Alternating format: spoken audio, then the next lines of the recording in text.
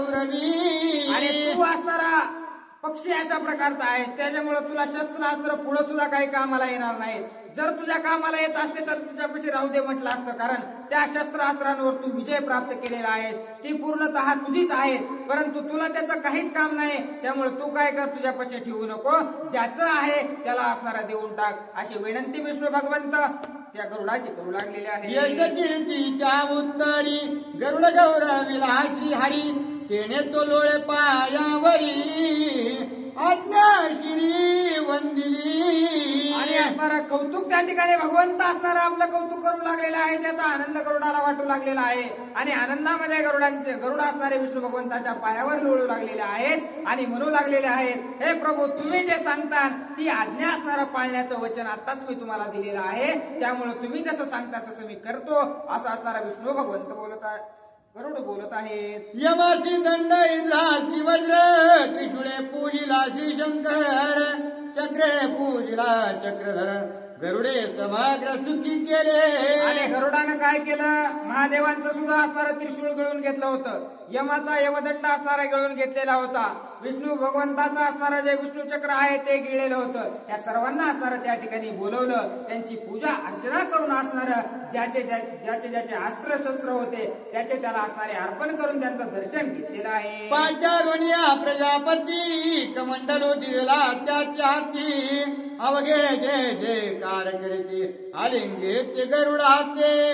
आणि त्या ठिकाणी असणारं जे कमंडलू होतं ते असणारं ब्रह्मदेवाचं कमंडलू सुद्धा ब्रह्मदेवाला बोलून घेतलेलं आहे, आणि त्यांचं जे कमंडलू त्यांच्या अर्पण केलेलं आहे त्यांना, आणि त्यांचं सुद्धा दर्शन घेतलेलं आहे. त्यावेळेस सर्वजण असणारं गरुडाच्या नावाचा जय जयकार करू लागलेले आहे. पुढील अमृताची कथा इंद्र सांगे विवलता, सर्वामृत पाजिता होईल तत्व तात्य विषय.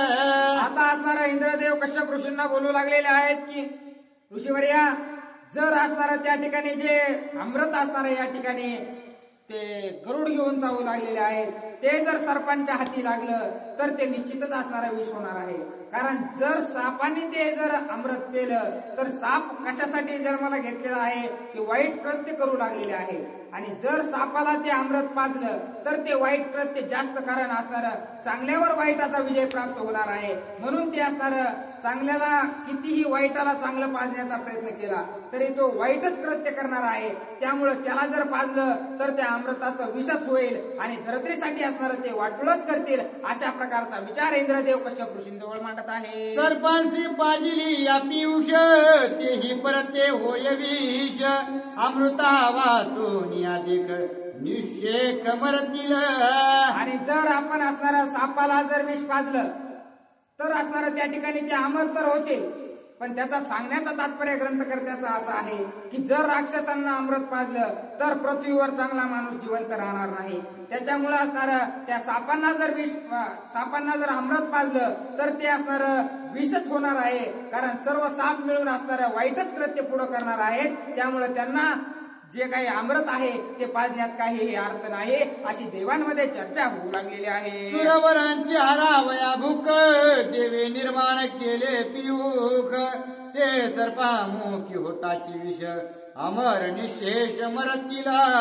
आणि जर असणारं त्या ठिकाणी त्या सापांच्या हातामध्ये ते असणारं अमृत लागलं तर असणारं चांगले सुद्धा त्या ठिकाणी मरून जातील आणि या सापांचं वर्चस्व असणारं जिकडं तिकडं होईल, असा विचार असणारा देव मांडू लागलेले आहे. अमृत दिदली या सर्पांशी, स्वर्गस्थ मरतील उपवास, या लागी युद्ध केले गरुडाशी, बळे अमृताशी हरावया.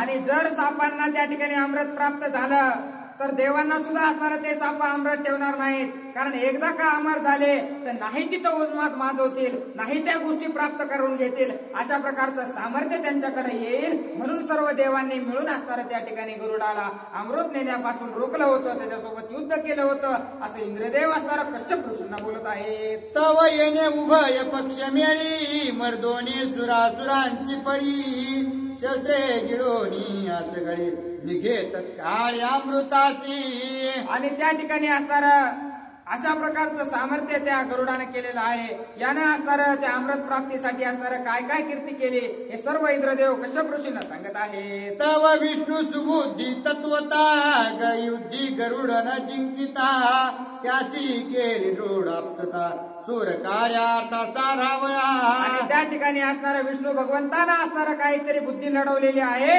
आणि युद्ध न करता असणारं आपल्या वचनामध्ये त्याला गुंतवून असणारं कसा तरी हा तिढा सोडवलेला आहे असं इंद्रदेव कश्यप ऋषींना बोलतात. विष्णूने थोर ख्याती केली गरुड जो का आतुर बळी तो आकळो निज बोले शस्त्री देव विले आम्हासी. आणि विष्णू भगवंतानं अतिशय असणारं त्या ठिकाणी चातुर्य असणारा दाखवलेला आहे. कारण जो कुणालाही आकळत नव्हता अशा प्रकारचा गरुड होता. सर्वांचे शस्त्रास्त्र गिळून टाकलेले होते. कोणीही असणारा त्याच्या विरोधात राहिलेला नव्हता. त्याला असणारा आपल्या वचनामध्ये अडकून त्याला वचनाच्या बंधनात असणारा अडकवून विष्णू भगवंताने त्याच्यावर विजय प्राप्त केला असे इंद्रदेव कश्यप ऋषींना सांगतात. या लागे बोलावया निश्चिती आम्हासी झाली उपपत्ती तोची श्री विष्णू अमृतार्थी सांगेल युक्ती गरुडाची. आणि तेच विष्णू भगवंत असणारे आता त्या गरुडाला काय काय करायचं कसं कसं करायचं हे सांगतील असं बोलू लागलेले आहेत. अमृता वाचून निश्चिती अमर मरणा ते पावती तेव्हा गरुडाची यश कीर्ती त्याची अपकीर्ती होईल. आणि असणारा जर ते परम अमृत असणारा त्या ठिकाणी नाही त्याच्या जर हाती लागलं तर जे मरायला पाहिजे तेच असणारे त्या ठिकाणी जिवंत राहतील आणि तेच असणारी अपकीर्ती त्या ठिकाणी गरुडाच्या माथ्यावर बसल असा विचार असणारा विष्णू भगवंत करत आहे. ऐकून इंद्राच्या वचनाची विष्णू बुद्धी सांगे गरुडाची जेणे साधे दोन्ही कार्याची ते तुझ पासी सांगे. आणि अशा प्रकारचा विचार इंद्रदेवांनी मांडलेला आहे की अमृत असणार जो त्याच्या लायकीचा आहे किंवा जो त्याच्या योग्य आहे त्यालाच असणारं ते अमृत भेटायला पाहिजे. उगाच असणारं ज्याला कसल्याही प्रकारचं ज्ञान नाही, ज्याला कसल्याही प्रकारचा भक्त जो असतो किंवा ज्याला देवाची भक्ती करायची आहे तो असणारा मनाभावातून जर भक्ती केली तरच असणारा तो देव साध्य होतो. नाहीतर उगं काहीतरी बळच मळच करायचं म्हणून जर करायला गेला तर त्याला असणारं त्या ठिकाणी दुःखच भोगावं लागतं. तशा प्रकारे जे अमृत आहे ते असणारं योग्य जो त्या अमृताच्या योग्य आहे त्यालाच भेटायला पाहिजे. जर असणारं त्या अमृताची किंमत ज्याला कळत नाही त्याच्या जर मुखामध्ये ते अमृत गेलं तर ते विष झाल्याशिवाय राहणार नाही. असं ज्यावेळेस इंद्रदेव बोलले त्यावेळेस विष्णू भगवंतानं जे असणार गरुडाचं कार्य आहे ते सुद्धा पूर्णत्वात जावं आणि जे साप आहेत त्यांच्याकडे सुद्धा अमृत जाऊ नये अशा प्रकारचा दोघांचाही विचार होईल अशा प्रकारची एक युक्ती सांगू लागलेली आहेत. मातेचे वावया बंध मोचन सर्पान घडे अमृत पान तैसे सांगेन विंदान सावधान अवधारी. आणि विष्णू भगवंत असणाऱ्या गरुडाला म्हणू लागलेले आहेत, हे गरुडा जसं ज्या प्रकारे असणार तुझ्या माता असणार त्या ठिकाणी त्या कद्रू मातेच्या बंधनातून मुक्त सुद्धा होईल आणि त्या ठिकाणी सापांना सुद्धा असणार अमृत भेटणार नाही अशा प्रकारची युक्ती मी तुला सांगतो ऐक. सरपंची कळून देता कद्रूसी द्यावे अमृता अशुची दोषे होईल गुप्तता होणे सुष्णाता अमृत घेई. आणि तुम्ही काय करा की हे जे अमृत असणार या ठिकाणाहून घेऊन चाललेलं आहात ते असणार कवा द्या कद्रू मातेला ज्या वेळेस असणारे तिची मुलं जे साप आहेत ते तिच्यापासून ज्या वेळेस लांब असतील आणि लांब असतील त्यावेळेस तिच्यापाशी द्या, पण तिच्या हातात देऊ नका. ते असणार आकाशातच ठेवा. तिला सांगा की अपवित्रपणे जर या अमृताला शिवलं तर ते अदृश्य होऊन जाणार आहे. मग असणारे सर्व ज्या वेळेस आंघोळीला कुठेतरी जातील त्यावेळेस असणाऱ्या पुढचं काय नियोजन आखलेलं आहे. अमृत कलश गंगा तिरी म्याठी विलासे दुर्वांकुरी मातृबंध मोचन करी भावे नमस्कारी कद्रुते. आणि त्या ठिकाणी असणार गरुडानं ते अमृत आणलेलं आहे आणि त्या ठिकाणी गंगेच्या कडेला असणार ठेवलेलं आहे आणि अतिशय विनतेनं नम्रतेनं कद्रू मातेचं दर्शन असणार त्या ठिकाणी गरुडानं घेतलेलं आहे. तू करिताची नमन कद्रुसवेची संतोषोन करील मातेचे बंध मोचन उत्तीर्ण म्हणून तू जाई. आणि ज्या वेळेस असणार तू कद्रू मातेच्या जवळ जाशील आणि त्यावेळेस कद्रू मातेचं दर्शन घेशील आणि कद्रू माता म्हणेल की तुझी माता असणारी या ठिकाणी बंधनातून मुक्त झाली अशा प्रकारचं बोलल्याच्या नंतर तू निघून ये असं विष्णू भगवंत सांगू लागलेले आहे. पुढे सर्पांशी अमृत पान करून देती सुरगण काक स्वरूपे झडपून नित्य आपण अमृत कुंभा तू एकदा तिथून निघून गेला की लगेच असणारा त्या ठिकाणी सर्व देवगण जे आहेत ते कावळ्याच्या स्वरूपात त्या ठिकाणी जातील आणि सापाला ते अमृत न भेटून देता त्या ठिकाणाहून अमृत असणारा उचलून घेऊन जातील. अशा प्रकारचं कृत्य आपण करू असं असणारा विष्णू भगवंत युक्ती त्या ठिकाणी गरुडाला सांगू लागलेली आहे. ऐसी विष्णूची युक्ती गरुडाची सांगे दैवी गती तेची गरुडे धरून चित्ती कद्रू प्रतिपयाला. आणि अशा प्रकारची युक्ती सांगितल्याच्या नंतर असणाऱ्या गरुडानं अमृत घेतलेलं आहे आणि त्या ठिकाणी गंगेच्या किनाऱ्यावर आलेले आहेत आणि कद्रू मातांना त्या ठिकाणी बोलवून काय करू लागलेले आहेत. कुबेर दे रत्न कुंभासी अमृते भरुनिया त्यासी गरुडाला कद्रुपासी कद्रू गरुडासी तुष्टली. आणि गरुडांनी असणार जे काही रत्नजडित अशा प्रकारचं एक भांड घेतलेलं आहे आणि कुबेराकडून असणारं अमृतानं भरून ते भांड घेऊन कद्रू मातेजवळ आलेले आहेत. गरुडे पाचारुनी माता कद्रुपासी अमृत देता बंध निर्मुक्त विनता उल्हासता तरी कद्रू. आणि त्या ठिकाणी असणार कद्रू मातेला बोलवून घेतलेलं आहे, विनिता मातेला बोलवून घेतलेलं आहे आणि अमृत जे आहे ते त्या ठिकाणी ठेवलेलं आहे. आणि ज्या वेळेस असणार कद्रू मातेनं अमृत पाहिलं त्यावेळेस असणार तू आता माझ्या बंधनातून मुक्त झालीस असं असणार विनिता मातेला कद्रू माता बोललेले आहे. म्हणे धन्य विनतेशी गरुड जन्मला तुझी कुशी घेऊन आला अमृतासी मुक्त मातेशी येणे केले. आणि त्या ठिकाणी कद्रू माता बोलू लागलेल्या आहेत, खरंच माया असणारा धन्य असणारा तुझं लेकरू आहे. मातेच्या बंधनातून मुक्त करण्यासाठी असणारा त्यानं जाऊन अमृत सुद्धा आणलेला आहे. खरंच धन्य अशा प्रकारची तुझी कूस आहे की तिच्यातून असणारा गरुडासारखा मुलगा जन्माला आलेला आहे. अशी कद्रू माता धन्यता विनिता मातेला देऊ लागलेली आहे. ऐकोनी कद्रूचे वचन गरुड साष्टांगे करी नमना कद्रूने गरुडा आलिंगन आशीर्वचन निज विजयी. आणि त्या ठिकाणी कद्रू मातेचं दर्शन घेतलेलं आहे. कद्रू मातेला आनंद वाटलेला आहे आणि ज्या वेळेस कद्रू मातेचं दर्शन घेतलं त्यावेळेस कद्रू मातेनं आशीर्वाद दिलेला आहे की निज विजयी अशा प्रकारचा तू होशील, कुठेही जाशील त्या ठिकाणी तुला विजय प्राप्त होईल म्हणून आपल्या हृदयाला धरलेला आहे. अशुची स्पर्शता हे अमृत जेतींचे ते होय गुप्त या लागी होऊन या सुष्णात स्वीकारा समस्त अमृताते. आणि असणाऱ्या गरुडानं सांगितलेलं आहे, हे कद्रू माते जर तुम्ही अशुद्धपणानं किंवा अशुद्ध बिना आंघोळ करता जर हे अमृत घ्यायला जाताल तर असणारं हे ज्याच्या त्याच ठिकाणी असणारं अदृश्य पावेल. त्यामुळे तुम्ही असणारं चांगलं आंघोळ वगैरे करून असणारं या ठिकाणी अमृत पिण्यासाठी या असं कद्रू मातेला सांगून असणारं गगनामध्येच असणारं त्या ठिकाणी अमृत ठेवलेला आहे. अमृत कुंभ गंगा तिरी मिठीविला दुर्वांकुरी स्नान करून या सामग्री अमृत हरी वैसावे. आणि मी या गंगेच्या किनाऱ्यावर असणार कोणाच्याही हाताला न यावं असं असणार उंचावर मी हे अमृत ठेवलेलं आहे. तुम्ही काय करा, सर्वजण आंघोळ करून या आणि हे अमृत प्या असं बोलून असणार त्या ठिकाणी गरुड निघून जाऊ लागलेले आहे. अमृत कलश ठेवून गरुडे आक्रमिले गगन विनता निर्मुक्त होऊन आली आपण निज धामा. आणि सर्व प्रकार सांगितलेला आहे कशा प्रकारे अमृत घ्यायचं, काय करायचं. विनिता मातेला बंधनातून मुक्त केलेलं आहे. विनिता माता आपल्या घरी गेलेल्या आहेत आणि गरुड त्या ठिकाणाहून उंच झेप मारून असणाऱ्या गगनाच्या दिशेने निघून गेलेले आहेत. अमृत सेवा वया प्रीती सर्व आल्हादे स्नान करीती तव कावळे अमृतार्थी नेनो किती मिळाले. आणि ज्या वेळेस असणारा सर्व साप आनंदाने आंघोळ करू लागलेले आहेत. आता जाऊन आपल्याला अमृत घ्यायचंय असा उत्साह त्यांच्यामध्ये आहे. तेवढ्यात अनेक कावळे असणारे त्या ठिकाणी आलेले आहेत आणि त्या ठिकाणी ते जो अमृताचा जो कुंभ आहे तोच उचलून घेऊ लागलेले आहे. इंद्राची अमृताचा कळवळा होऊन आला टोमकावळा अमृत कलश झडपून नेला सर्पी केला हाकारे. आणि कुठेही काही नवकी गोष्ट असली की इंद्रदेवाला नाही तर त्यांच्या पोराला कामच असते काहीतरी असणार. कुठं काही असणार अनोखं दिसलं की कावळ्याच्या रूपात येते, बेडकाच्या रूपात येते, कशाच्या नाही कशाच्या रूपात येऊन असणार ती चांगली गोष्ट हिरकून घेण्याचा असणारा प्रयत्न करतील आणि पुन्हा असणार त्या देवाच्या पाया पडून असणारा उशाप मागतील. हे कामच असणार त्यांचं आहे.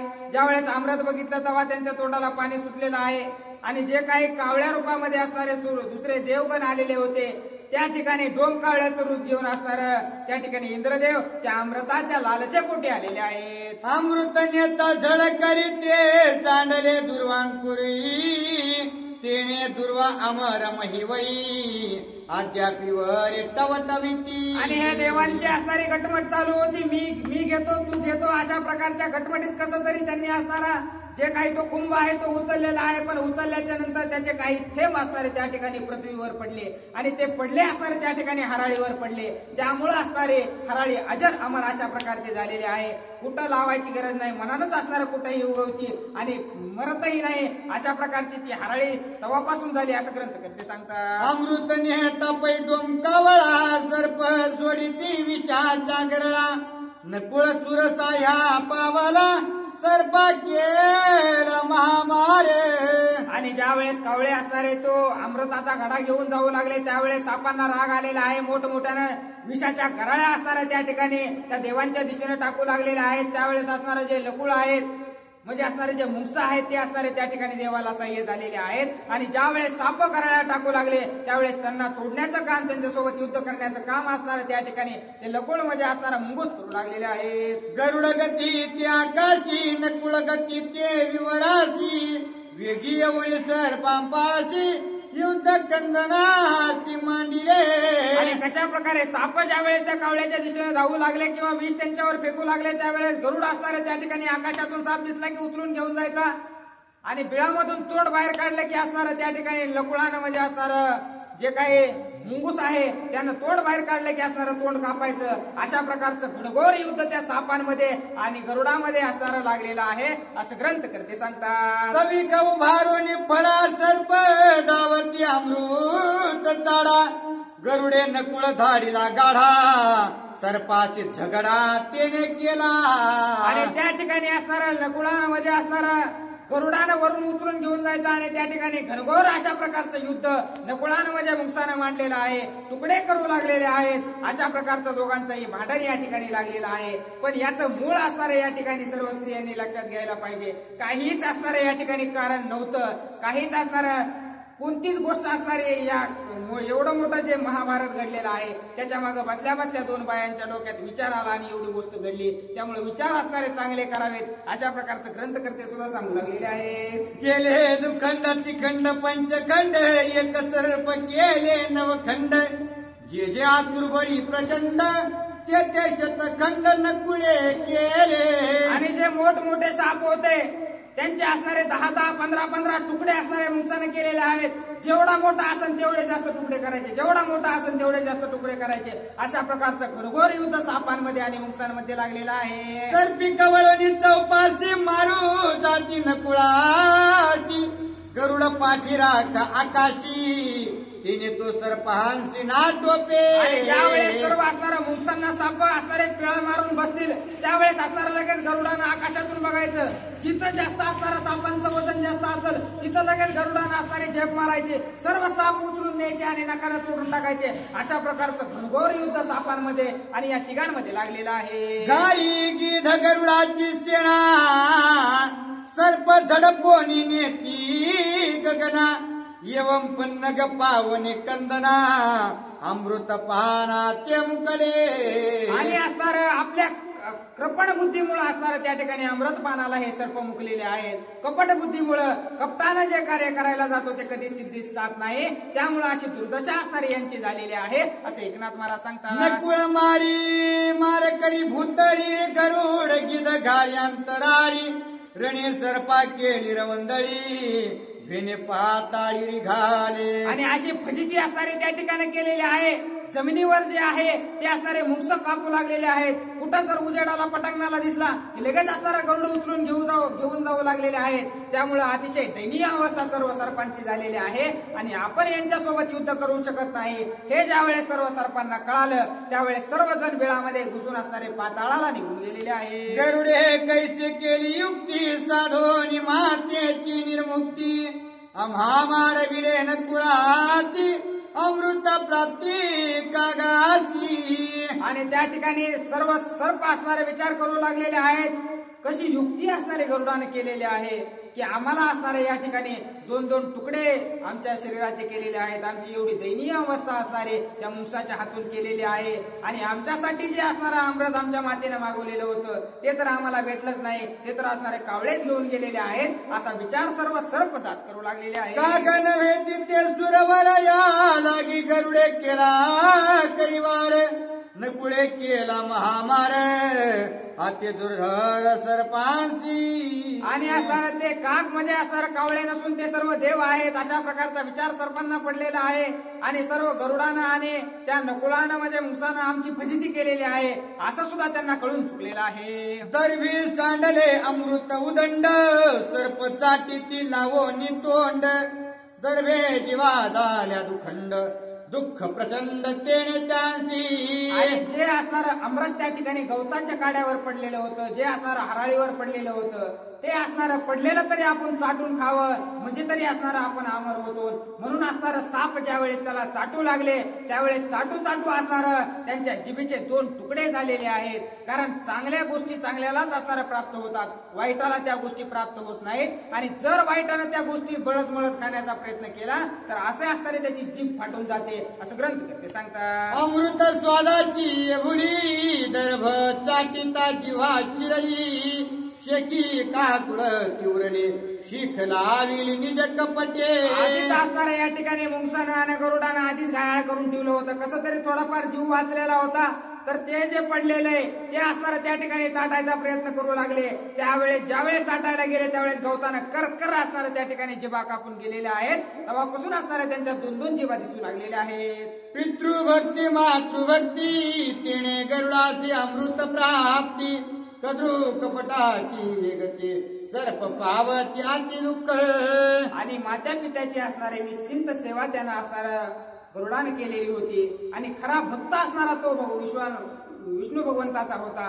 त्यामुळे असणारे त्याला अमृताची प्राप्ती झाली होती. हे असणारे जे काही सर्प होते ते असणारे मातेच्या मनामध्ये कपट होतं आणि तिच्याच कपट बुद्धीनं वागले म्हणून असणारे अशी दुर्दशा त्यांची झालेली आहे असं ग्रंथकर्ते सांगत आहे. सद्भावे भगवत प्राप्ती असद्भावे अधोगती भगवत भक्ता सुख प्राप्ती दुःख प्राप्ती अभक्ता. आणि जे देवाचे अभक्त अशा प्रकारचे असतात देवाची निंदा करतात त्यांना कधीही असणारं दुःखच भोगावं लागतं. जो असणारं मनाभावातून त्या ठिकाणी भगवंताची सेवा करतो त्यालाच असणारं त्या ठिकाणी सुखाची प्राप्ती होते आणि जे भगवंतापासून लांब जातात त्याला दुःखाशिवाय असणारं आयुष्यात काहीच भेटत नाही असं एकनाथ महाराज सांगत आहे. सर्पांपासून परमामृत गरुडाचे देवा प्राप्त इंद्रादी देव समस्त गरुडे निश्चित सुखी केले. आणि जे काही अमृत असणारं त्या राहिलेलं होतं ते असणारं राहिलेल्या देवांनी घेतलेलं आहे.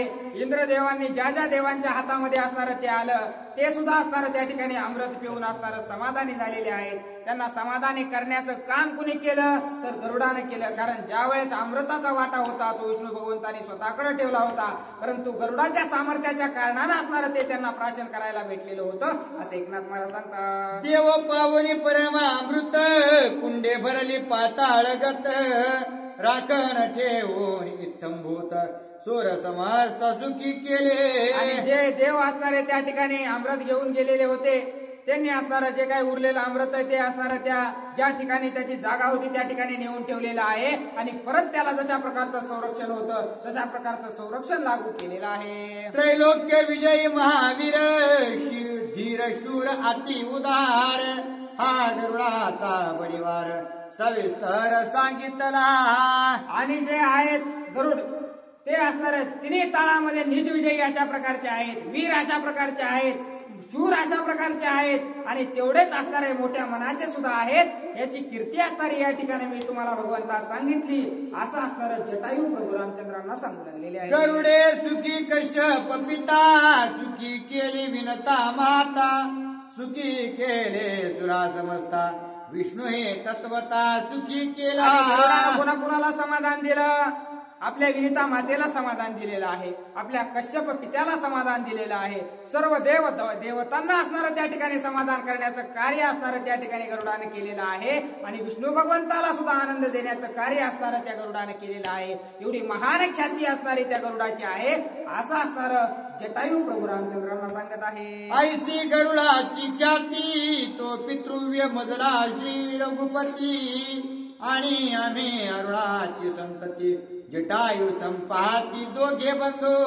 आणि अशा प्रकारची महान ख्याती माझ्या चुलत्याची आहे असं असणारं त्या ठिकाणी जटायू प्रभू रामचंद्रांना सांगू लागलेले आहे. कारण जे विनता मातेचे 2 मुलं होते, अरुण आणि असणारं गरुड, हे 2 मुलं होते, त्यांच्यात असणार आम्ही अरुणाचे 2 मुलं आहोत आणि त्यातलाच असणार आम्ही जटायू आहे आणि माझे चुलते असणारे ते गरुड आहेत. अशा प्रकारे आमचा जो काही पूर्व कुळ आहे त्या कुळाची इत्यंभूत माहिती मी भगवंता तुम्हाला सांगितली असं जटायू प्रभू रामचंद्रांना बोलतात. विनतेचे गरुड अरुण त्यांचे सांगितले कथन, अरुणाचे आम्ही दोघे जण जटायू आणि संपाती. आणि माझा एक भाऊ संपाती नावाचा अशा प्रकारचा आहे. जटायू आणि संपाती अशा प्रकारचे आम्ही 2 भाऊ आहोत आणि आमचे वडील असणारे अरुण आहेत आणि आमचे चुलते असणारे त्या ठिकाणी गरुड आहेत. अशा प्रकारच्या कुळातून आम्ही आलोत असं असणारे जटायू प्रभू रामचंद्रांना सांगतात. अरुणा पित्याची आज्ञा चोख सूर्यवंशी व्हावे सेवक, तेथे जन्मेल रघुकुळ टिळक विश्वतारक जगदवंद्य. आणि आमच्या पित्यानं आम्हाला सांगितलेलं आहे की सूर्यवंशाचे असणारे सेवक बनून असणारा तुम्हाला राहावं लागेल. मी सुद्धा सूर्याचाच त्या ठिकाणी असणारा सारथी आहे, म्हणून असणारा या ठिकाणी तुम्ही सुद्धा असणारा पुढं सूर्यवंशाचं जेवढं कुळ असेल त्याची सेवा करायचं कार्य त्यांनी आम्हाला दिलेलं आहे. आणि याच सूर्यवंशामध्ये प्रभू रामचंद्र सुद्धा जन्माला येणार आहेत आणि त्यांच्याने आपलं सर्व कुळ पावन होणार आहे. म्हणून आमच्या बापाने किंवा आमच्या पित्याने सांगितलेलं आहे की या सूर्यवंशाची सेवा करा असं जटायू प्रभू रामचंद्रांना सांगतात. याची लागी सूर्यवंशी शक्य केले दशरथासी, त्याचा तू श्रीराम भेटलासी आजी भाग्याची सौभाग्यता. आणि आमच्या वडिलांनी सांगितलं होतं म्हणूनच आम्ही असणारं सौख्य किंवा मैत्री असणारे त्या ठिकाणी दशरथ राजांसोबत केली होती, त्यांच्यासोबत युद्धाला सहाय्य झालेलो होतो. मग आमचं कुठंतरी सौभाग्य चांगलं म्हणायचं म्हणून असणारं भगवंता तुमची वाट बघत बसलो होतो, परंतु असणारं प्रतीक्षा आता संपलेली आहे, तुमची आणि माझी भेट झाली असं असणारं त्या ठिकाणी जटायू महाराज असणारा प्रभू रामचंद्रांना बोलतात. ऐसे बोलून या जण जटायू घाली लोटांगण, श्रीरामी दिले आलिंगन समाधान तेने त्यासी. आणि अशा प्रकारचं बोलून असणारं त्या ठिकाणी प्रभू रामचंद्राचं दर्शन असणारं जटायू महाराजांनी घेतलेलं आहे आणि दर्शन घेऊन त्या ठिकाणी प्रभू रामचंद्रांना प्रदक्षिणा घातलेली आहे आणि दोघांनी एकमेकांना आलिंगन दिलेलं आहे आणि दोघांनाही आनंद वाटू लागलेला आहे. तुझ पंचवटी वसता सेवा सांगावी श्री रघुनाथा, म्हणून चरणी ठेविला माता निज सेवकता मज द्यावी.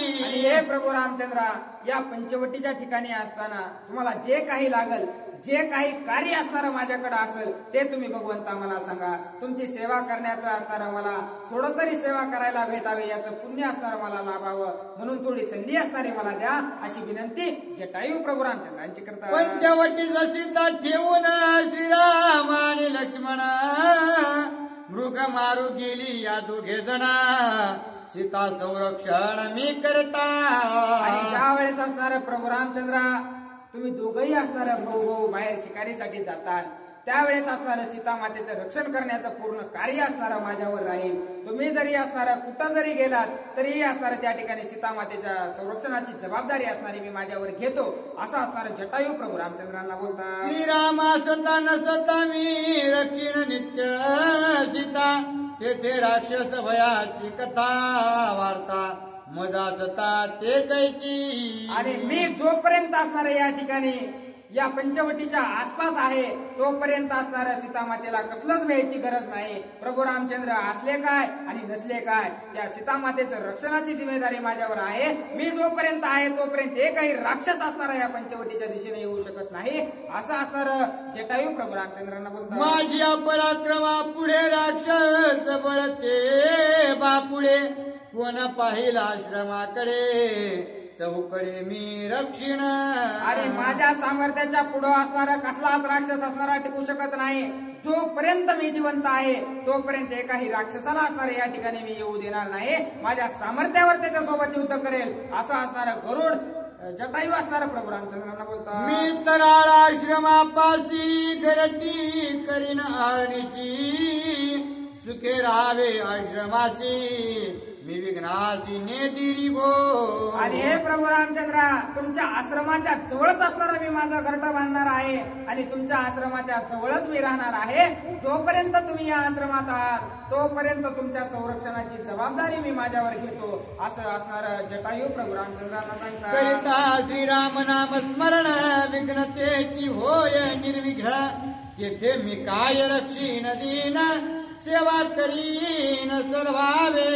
हे प्रभू रामचंद्रा जर तुमचं नामस्मरण जरी केलं तरी मोठमोठे विघ्न असणारे त्या ठिकाणी पळून जातात किंवा त्यांचं सामर्थ्यच असणारं भक्तापाशी यायचं होत नाही. परंतु तुमचं असणारं त्या ठिकाणी संरक्षण जरी माझ्याच्यानं नाही झालं तरी तुमची सेवा करण्याचं कार्य किंवा संधी मला भगवंता द्या असं असणारं त्या ठिकाणी जटायू प्रभू रामचंद्रांना बोलतात. पंचवटी सजावे आवश्यक मार्गद्रष्टा मी सेवक सीता सौमित्र रघुकुळ टिळक आल्हादे देख नेईन. आणि पंचवटीच्या दिशेनं असणारं मी तुम्हाला घेऊन जाईल भगवंता. त्या ठिकाणी आनंदानं असणारं तुम्ही राहा असं असणारं जटायू बोलत आहेत. ऐशी ऐकून जटायूची गोष्टी श्रीराम चालिला जगजेटी मग तिघे जणे उठा उठी पंचवटी पावली. आणि अशा प्रकारचं बोलणं ऐकून प्रभू रामचंद्र असणारे पंचवटीच्या दिशेने निघालेले आहेत आणि तिघही जण असणारे त्या ठिकाणी पंचवटीच्या जवळ असणारे येऊन पोहोचलेले आहेत. गंगा जळ तट निकटी देखोन या पंचवटी आल्हाद तिघांची पोटी गंगा तटी वसावया. ज्यावेळेस असणारं पंचवटीचं ठिकाण असणारं तिघांनी पाहिलेलं आहे त्यावेळेस असणारं वाहती गंगा असणारे त्या पंचवटीच्या जवळ पाहिलेली आहे. ते वाहत पाणी बघून आणि निसर्गरम्य वातावरण बघून असणारा प्रभू रामचंद्राला सीतामातेला आणि लक्ष्मणजीला तिघांनाही आनंद झालेला आहे. श्रीरामे वसवली पंचवटी श्रीरामा सन्मुख दृष्टी जटायू राहे पर्वत पृष्ठी करीत घरटी आहरणीशी. आणि ज्या ठिकाणी प्रभू रामचंद्रांनी आपली पर्णकुटी बांधलेली आहे त्याच ठिकाणापासून असणारा दूर एका असणारा पर्वताच्या शिखरावर त्या ठिकाणी आपलं घर असणारं जटायूनं बांधलेलं आहे. अशा ठिकाणी त्यांनी घर बांधलेलं आहे की नितांत असणारा प्रभू रामचंद्रांची पर्णकुटी आपल्या डोळ्यासमोर राहावं एवढ्या उंचीवर असणारं आपलं घरटं त्या ठिकाणी जटायूनं बांधलेलं आहे आणि प्रभू रामचंद्राच्या सेवेसाठी सज्ज झालेले आहेत. एका जनार्दना शरण श्रीराम सीता लक्ष्मण केले पंचवटीके आगमन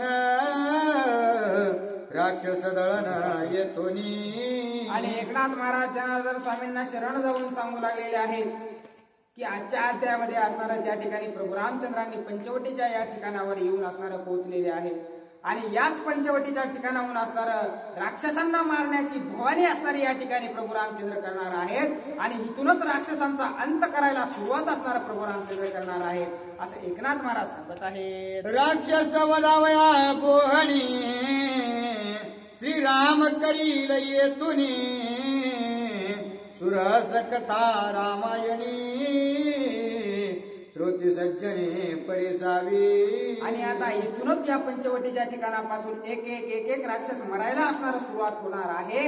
इथून पुढची अतिशय गोड अशा प्रकारची कथा आहे. तरी सर्व असणाऱ्या श्रोत्यांनी याचा आनंद घ्यावा असं